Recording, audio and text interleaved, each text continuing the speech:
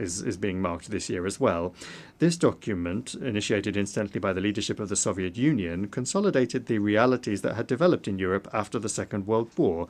The act also predetermined the stable nature of relations between the Soviet Union and the United States, which was reflected in all regions of the world, and helped to make the Cold War slightly more manageable.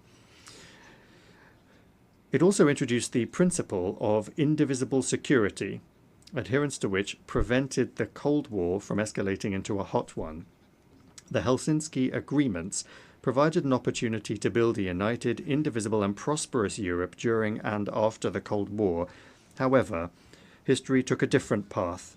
Today, the so-called victors of the Cold War have completely forgotten this principle and adopted a logic of superiority and confrontation.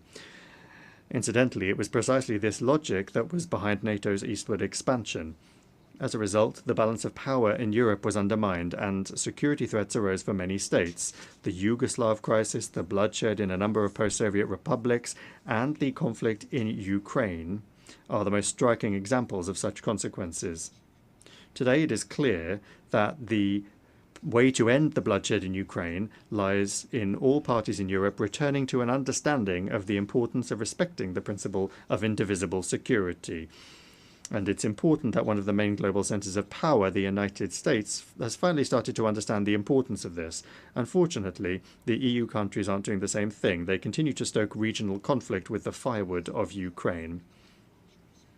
Joint efforts are particularly needed to increase the level of trust between countries, although there are no ready-made solutions at present. But action must be taken, and we, in Belarus, which is at the heart of Europe, understand this perhaps better than anyone else.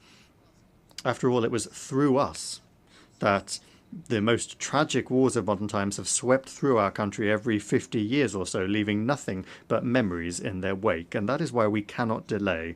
Just look at what our European neighbours are doing on the EU's border with Belarus and Russia. They are laying mines, building walls, moats and trenches, defensive lines and barbed wire. They are trying to create a sense among their population of